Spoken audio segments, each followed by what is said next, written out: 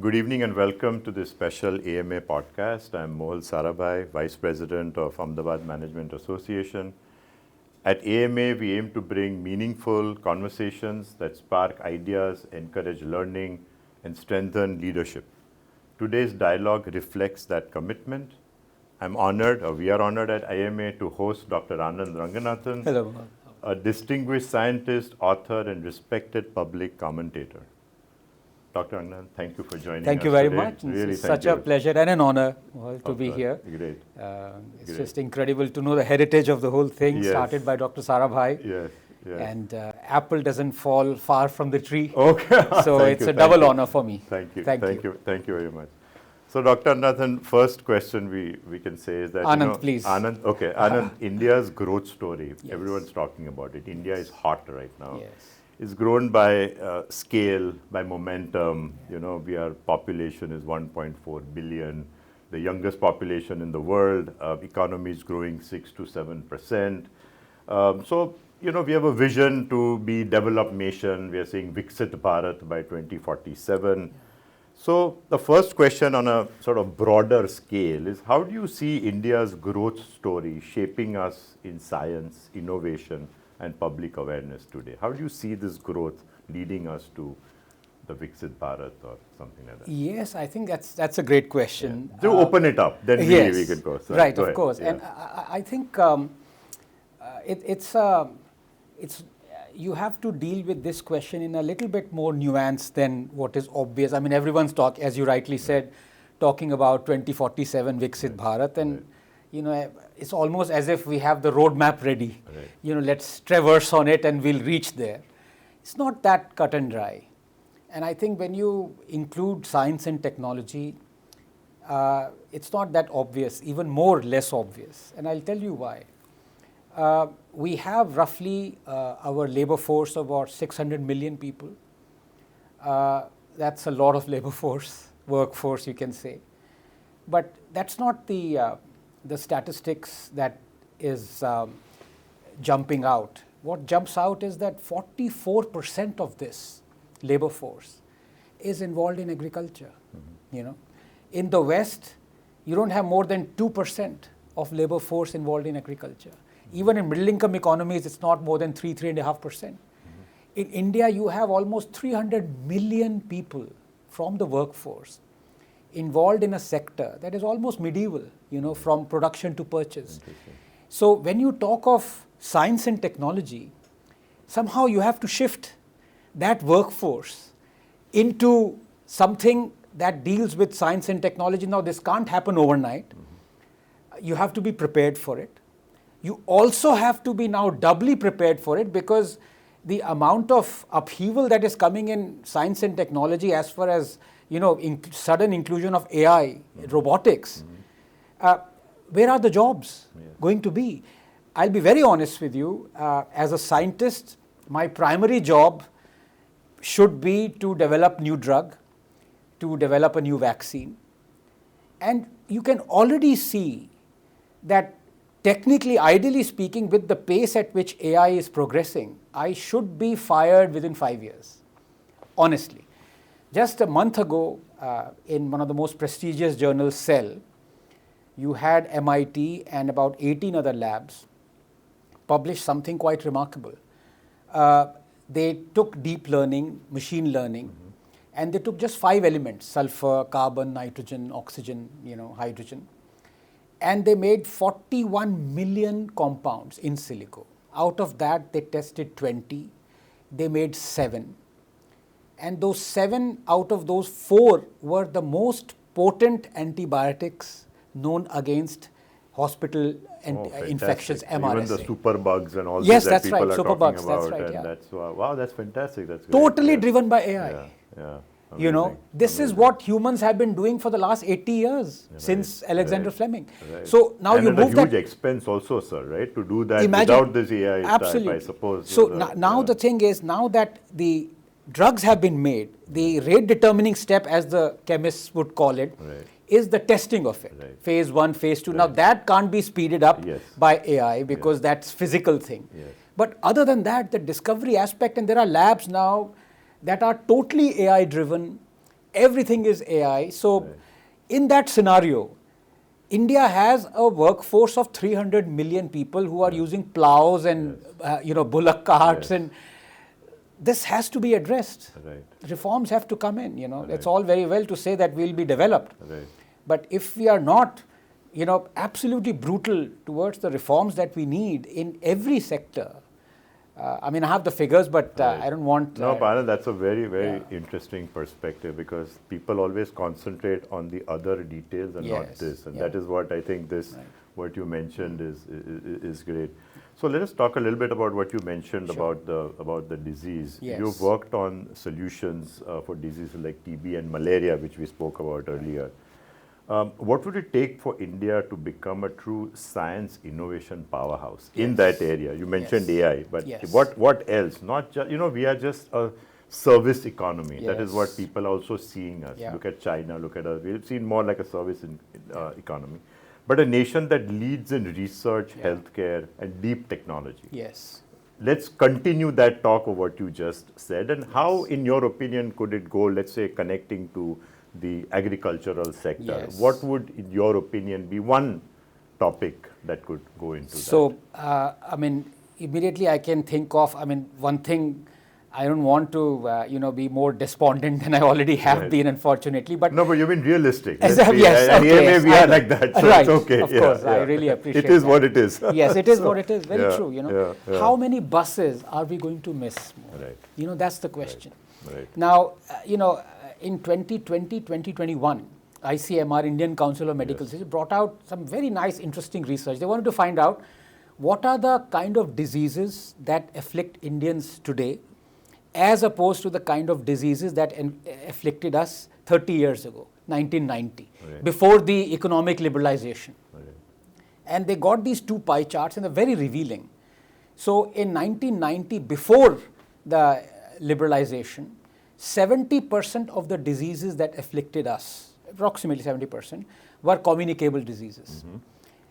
Tuberculosis, malaria, and you had viral diseases, cholera.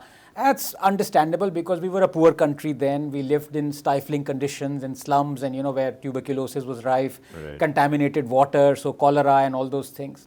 And only 30% were non-communicable diseases like heart ailment, asthma, diabetes, cancer.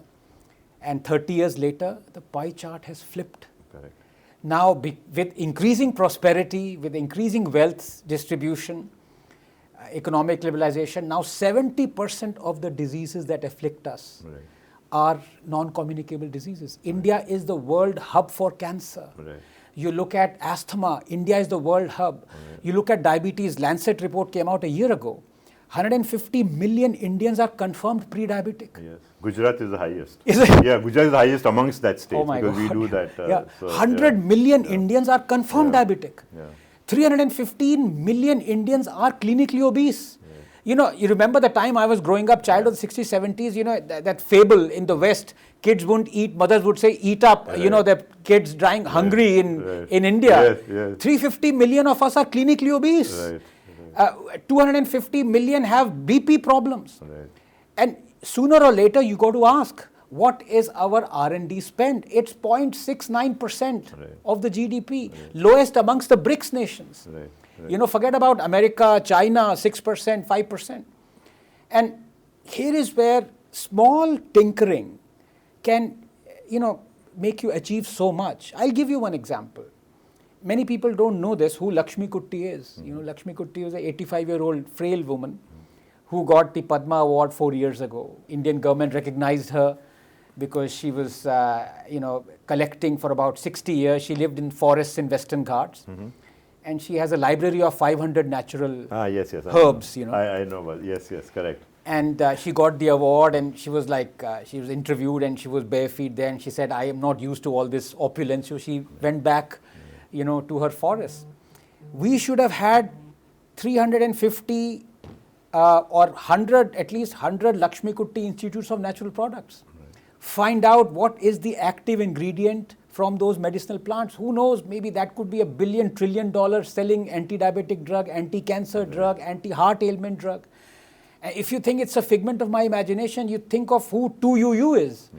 Tu was just like Lakshmi Kutty, 85-year-old woman, of course Chinese, and just like Lakshmi Kutty, she dwelled in the forest.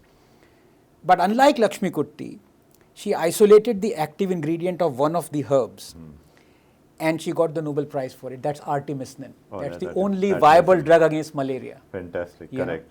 And what I fear is going to happen is some Nordic, scientist in some lab is going to descend down in the Western Ghats, talk to Lakshmi Kutty, can we have your library of medicinal plants? And she, being so kind and affable, she said, take it.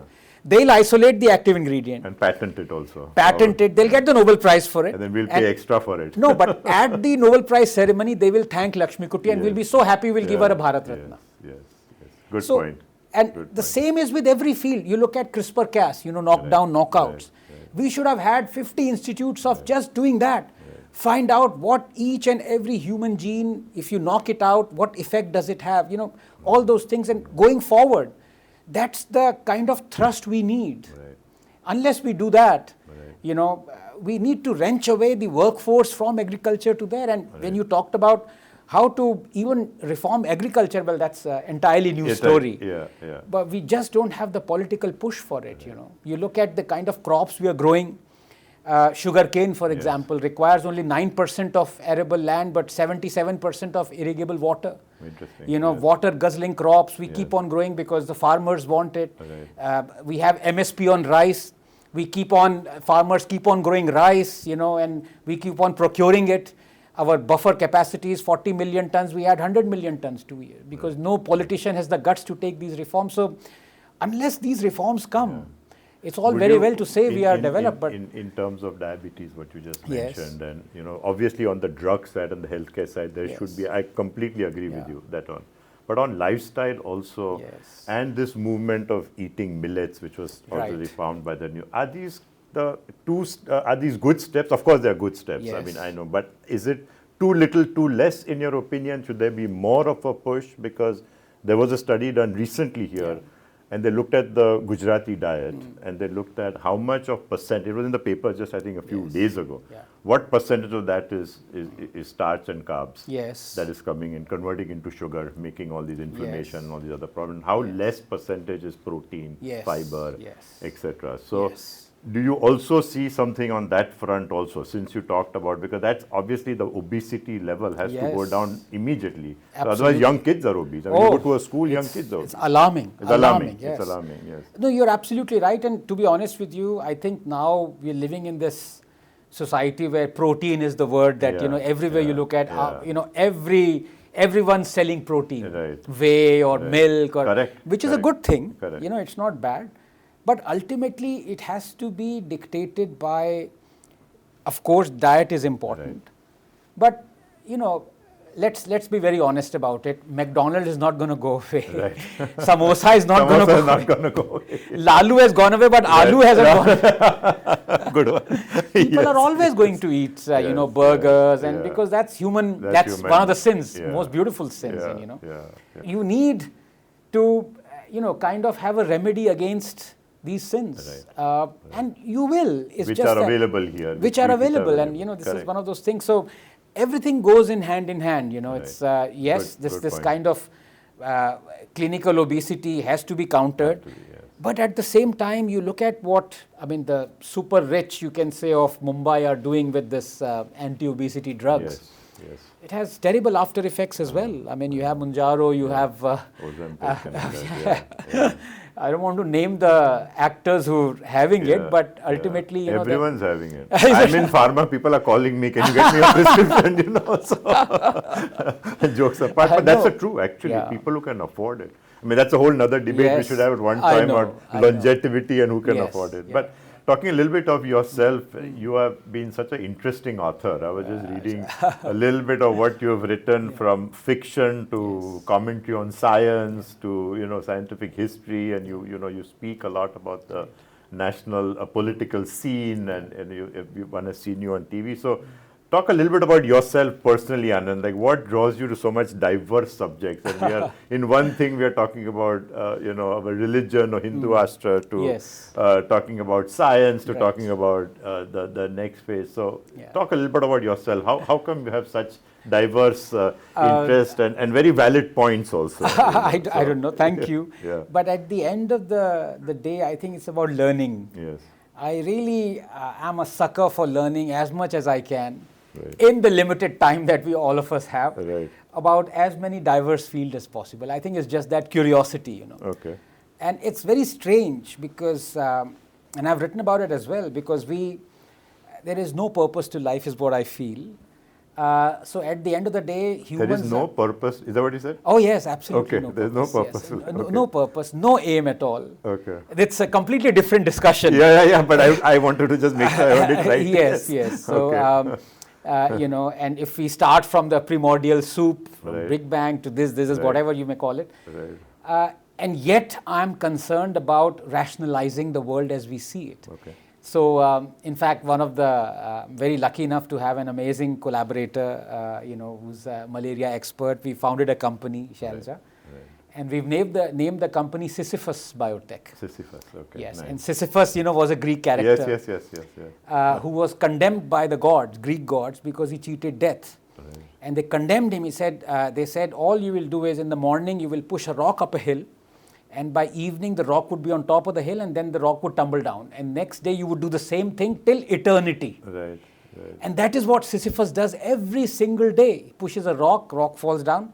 And Camus, the amazing philosopher who got the Nobel Prize, Albert Camus, the French philosopher writer, he said we are all Sisyphuses. Every morning we get up, we do this, and then the next morning we do exactly the same thing again. So that, in fact, that is what my inspiration is. Right. And yet, humans are the only ones who want to rationalize the world around them. We're not as successful as maybe E. coli.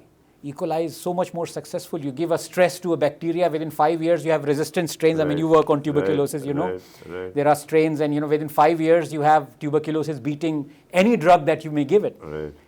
Humans, on the other hand, want to find out why does eclipse happen? Why do things work the way they are, So it's just that curiosity-driven But thing. this is a very interesting topic. Yeah. Can be another 25 minutes that we can spend just on this, Yes. because it's a Absolutely, great. yes. Okay, so coming back, I'll talk a little bit about AMA, Ahmedabad Yes. Management Yes. Association. You heard, this is I've the heard, first yeah. time I with know, us. yes. So we have a lot of programs that build leadership, Right. essentially leadership, so knowledge, dialogue, continuous learning programs, diplomas. We are like a institution on its own. Right. So from your perspective, since you have so many interests and so Yes. much knowledge on that, what role do you think institutions like ours can play in shaping India's intellectual and civic fabric? Some suggestions. I know that we might already be doing it, but for Yes. someone like you, how do you see our institutions like us? It's very simple.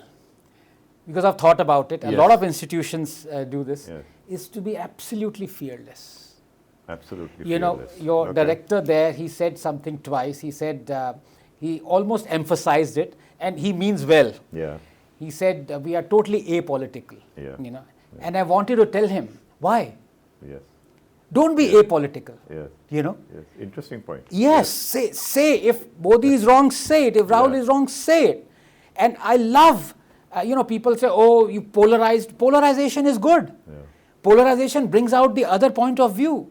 Respectfully hear it, disagree with it. Right. Don't cancel anybody. Right. Learn, you're here to learn. But at the Right. end of the day, say what you want to say. Say that is wrong, and then say it on the face.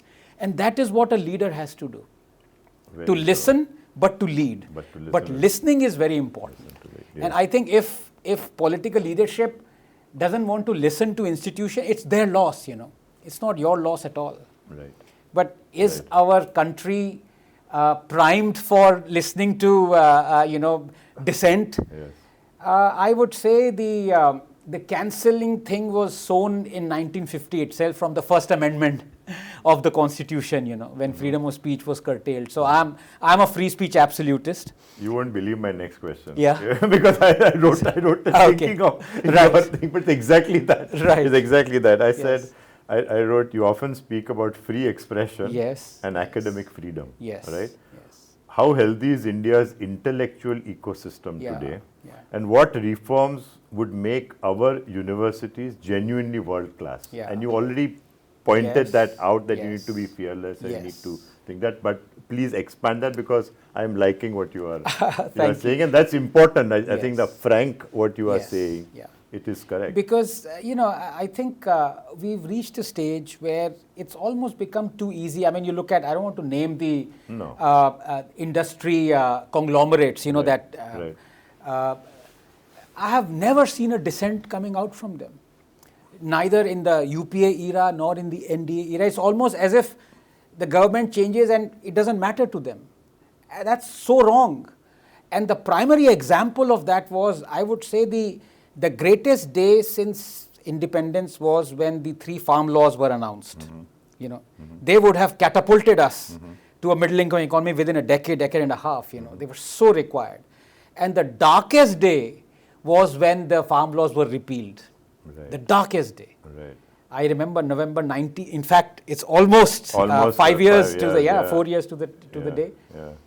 But nobody said anything. There was no protest. Why have you repealed these laws? They were in the manifesto of every opposition party. They took a U-turn, and now as if you don't care. And what were the reasons why? And that is why it's not dissent for dissent's sake. It is you want to do the right thing. And I genuinely believe there is no such thing as a difficult decision. There could be a right decision or a wrong decision. But what do you mean by difficult decision?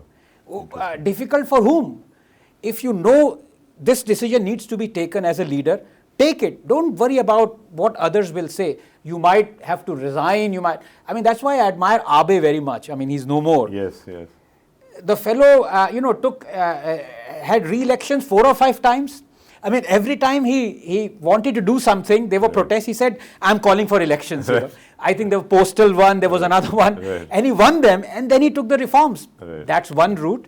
But, what I mean to say is, you have to say what is right and what is wrong. Correct. Otherwise, there's no point. And Anand, really. you have been very vocal on that, from whatever we understand on TV and everything. And it's also, but you said there's a sense of fear amongst a lot of people also. Yes. To be able to be, let's say, such bold steps or speak again. It takes a fear. They might have dissent. They might understand what is right or wrong. Yes. But there might be an inherent fear of coming and speaking on that, and fear because of various issues. You're seeing it in the US right now also, with the way politics is going on. Absolutely. Where the president is so direct as to saying, I'll stop this funding if you say this, I'll stop, it's just...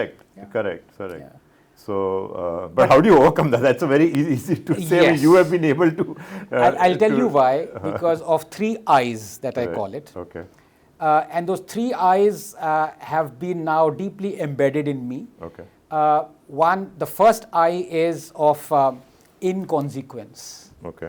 You look at the way, and of course I've traveled wherever have, and to what extent is because of science. Right.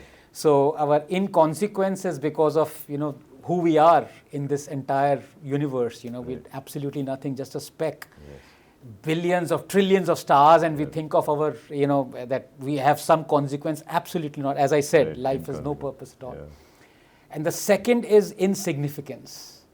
And that comes from, again, Sisyphus, that we are so insignificant. Why are we giving ourselves importance, Why are we trying to worry about, my view, whether it would have any importance even to me or to anybody else? So hide it, or that's... And the third, I hope nobody gets to experience it, that is irrelevance. And that is because I escaped from the jaws of death. Right. I had said my goodbyes. Right. I had a heart attack. Yes. Okay. And there was only 12% survival chance. It was what's called the widowmaker. Right. And then I survived. I said my goodbyes. And if you do that, and then you don't change, and even then you worry about, the world around you, then there's something wrong with you. So these are the 3 I's that allow me to... very interesting and very good outlook after this that you... So I don't wish the third I on anybody. Right. But the first 2, realize your inconsequence and insignificance. But were you different before the heart attack, if I may ask? A little bit. Yeah? Yes. Okay. I was a little bit different. I think now it's just completely... Yeah. Okay. Gone, I'm Great. gone. So my last question is, AMA attracts many young students, professionals. This is really, that's what we want to eventually do, who become then future leaders. I mean, that's what our sort of main focus is. So as a last, what message would you share with them as they navigate this very rapidly changing AI, social media, education, high stress on marks, high stress on how many likes you get, not get. And this is a fact. I mean, we joke about it at a certain, I think we are at an age where we have seen both sides. Absolutely. I looked at your age and we're probably the same. But yes. This is a young, that's really affecting people. So what would be like one message, as a lasting message from your side? I think just relentless quest for learning. Relentless quest for and learning. humility.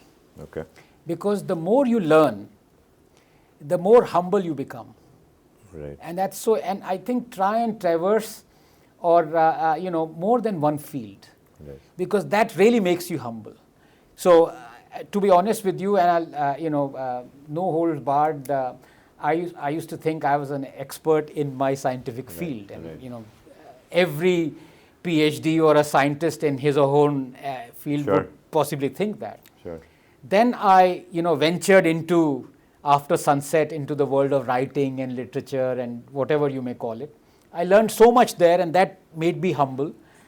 And then COVID came, and then I realized I'm not even an expert in my field, My field is changing almost every day.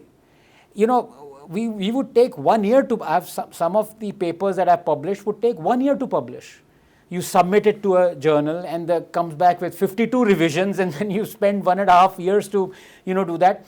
By the time it comes out, the field has changed so much. And you would know it, during COVID, people stopped relying on published work because it was too late. Right. There was these non-peer reviewed, bio X-ray, and all those papers were coming 10, 20 a day. And people were relying on that. Right. So, what is expert? Who is an expert? Who is not? Just completely. Right. And to be honest with you, one should have heeded the lesson maybe before COVID. Right. But, hindsight is 2020, as they say. But if you look at, for example, in 1880s, the tree of life, after Darwin, the origin of species. And I forget, I think it was Wallace who made that tree of life. So you have that tree of life, and you have all the organisms known then. You have archaea, you have bacteria, fungi, viruses and all that. And then you see on that tree, humans sitting on the top.